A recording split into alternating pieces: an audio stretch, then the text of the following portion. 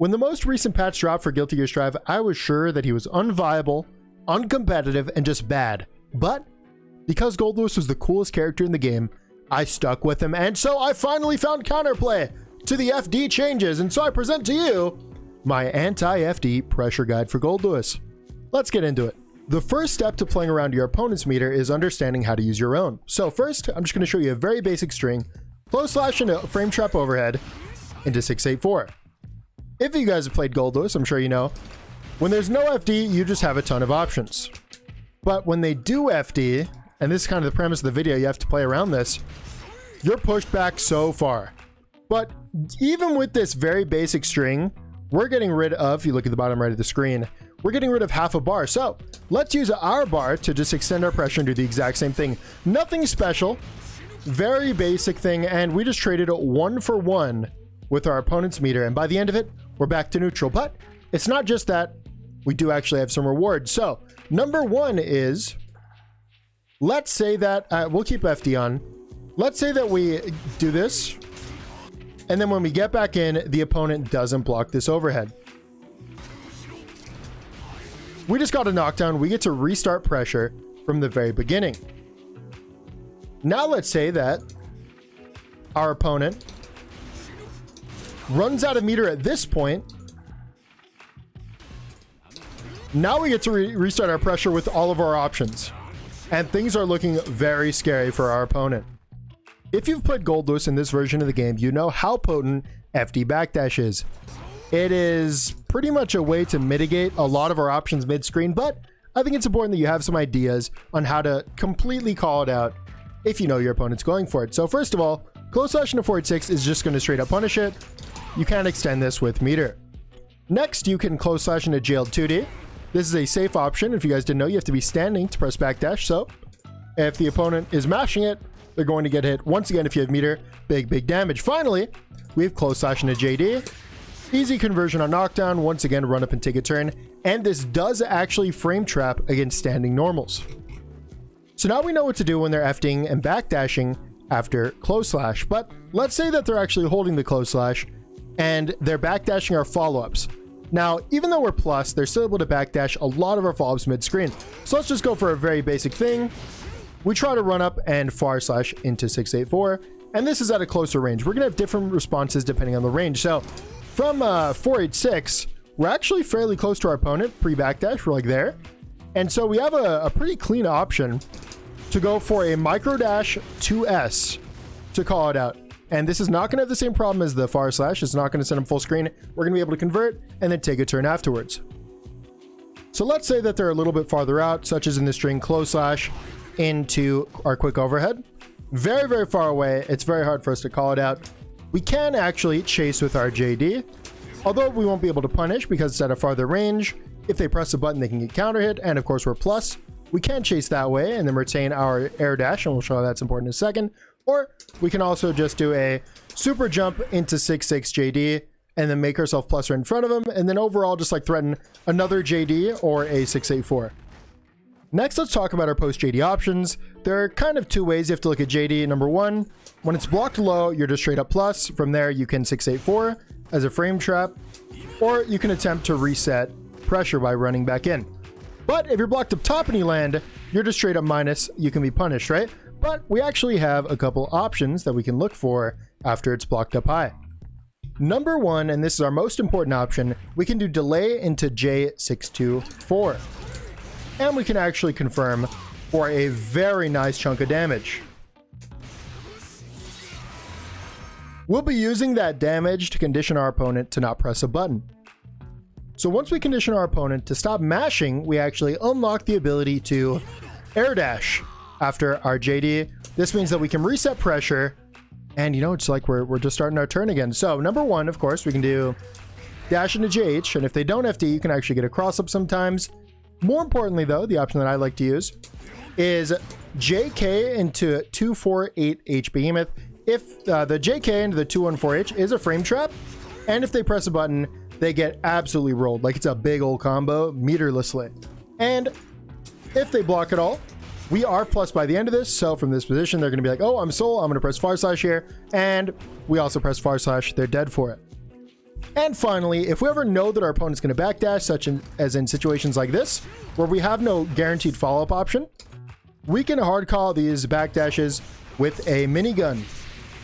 And this is going to work at any time you're plus frames, and you're sure that they're going to backdash. Note that this only is going to work on your plus frames, and if you end a string with 684 as a true string, if you throw it out, they're just going to block it and they'll be fine. But if you ever do end with a true string like that, you can just use that space to call in a drone. So next we're going to be talking about unlocking our low options. I'm sure if you played Goldlewis recently, you know that after FD, all we really have are overheads because the lows are so inconsistent. And in this case, just impossible for 248. But if we use 2K as the button to Gatling into, it unlocks these low options. Note that 248, you still have to be close, but the 2K is actually going to combo into the 248 and it's going to frame trap. Very, very nice damage on a hit. And finally, we're going to be talking about corner pressure when the opponent's FDing. The two main tools you're going to be using are 486 and 268. And the reason we're using these is because number one, 486 is great at catching jumps, and 268 has ultra high reward and is going to frame trap. Those are our two main options. And the reason we're talking about these two is because we're talking about like this spacing when you get pushed back. Doesn't matter what you're doing before then. We're using our plus frames to use one of these two behemoths. By the way, both of them are plus 12 by the end of it. So what can we do with our plus frames at this distance? Number one, we can overextend and continue our pressure. The opponent knows that we have plus frames. Obviously we do too. We can do things with those plus frames, such as number one is going to be JD. Once again, remember our options after JD. We can either air dash back in, or we can, my preferred option, just go for a 624. And this is very important because it also catches most jumpers. Now, if they super jump out, you might have to call it with JS, but for the most part, JD is just super strong at keeping the opponent locked down and maintaining your turn. Number two, and I'm sure you've seen this option a lot, is run back forward and far slash.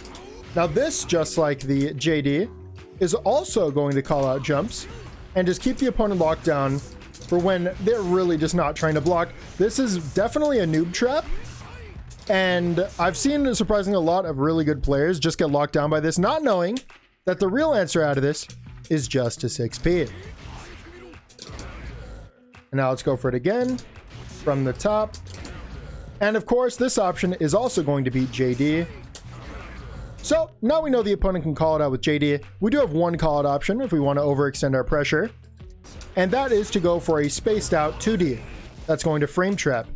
So we're going to be doing with our plus frames micro dash into 2D and then confirming off of it. So 2D seems like a good option. You know, like, why don't I go for that every time? And that's because jump is very strong against 2D. There's no way for us to keep them locked down with 2D the same way that we can with far slash. So you're probably thinking 6P is really strong against us when we're trying to reset our pressure. How do we work around that, right? All we have is 2D, and 2D is weak against jump. Obviously, I don't want to let my opponent jump out, right? Turns out when we play at this distance, 486 and 268 become very strong and nearly uncontestable besides very specific tools that characters have, right? So let's show this. 6P is going to lose to 486 of that spacing. A lot of this is going to come down to spacing. Whereas if we just show, let's do this into this, you'll see that we actually will lose to 6P. This is not a frame trap. We're just outspacing the challenge. And so if we just continuously leave ourselves at that spacing, we can just constantly stagger behemoths the same way that Soul would stagger far slashes. And then at any time, not only are we threatening these, but we're threatening an overextension at any point in time to continuously build up risk gauge, have an opportunity to get a hit, and ultimately this is going to lead to the opponent having to guess with a mash at some point in time, and if they guess wrong, they're dead. So why is the stagger pressure so strong? It comes down to three things ultimately. Number one, it's pretty much going to be uninteractive for the opponent. They have to really hard call out an option to be able to interact with us, and more importantly, they have to know exactly what that option is. So even if they guess right, like they're not going to know. People don't lab Goldlewis. They don't know these things, right? Number two is that they actually just can't jump out of this pressure at any point. We can just restart pressure every single time that they get caught by a behemoth in the air. And now we're right back up with a run up close slash or run up throw or whatever, right? And number 3, if the opponent ever gets hit and you have an optimal conversion for it, they are going to die. So now that we know the tools, let's go over the RPS situation in the corner when it comes to blocking a plus 12 behemoth at this range. Number 1 is jumping. This is going to be the option that most opponents are going to go for. You can call this out by just overextending with a far slash or a JD. Additionally, our stagger options are also going to beat this. The only option that won't beat a jump is going to be our 2D. When it comes to the opponent's 6 ping, our overextensions are going to get rolled, including our JD and our far slash. But our 2D is going to beat this option entirely. Additionally, a well-spaced stagger will also beat this option. Finally, our big buttons. When it comes to big buttons, our overextensions are going to hard counter them, including the far slash and the JD and the 2D. But a big button is going to stop our staggers. That's the basic corner RPS. And the final option I want to leave you on is, if you don't feel like overextending, you don't have to. At any point in time, you can use your plus frames, just call in a drone, cover the air, and then follow it up with a close slash turn. Most of the time you want to be doing this once your opponent has no more meter, and you'll be able to reset your turn without being FD'd with a close slash with a bunch of fun options. But backpack, what if they try to counter me by not FDing? Well, if the opponent stops FDing, whether it be by running out of meter or choosing not to, you've already won the game, because now you're playing the best character in the game with infinite degenerate options. And that's all I've got. If you enjoyed the video, make sure to subscribe. We upload 2 videos here a day, one being a full-length video, whether it be a guide or gameplay of some sort, and the other being a YouTube short. That's usually like a meme or a cool, funny clip. And of course, I also stream on Twitch, so check me out over there as well. And most importantly, join the Discord, please. I promise you, it is very pog. Anyways, that's all I've got. Until next time, bye-bye.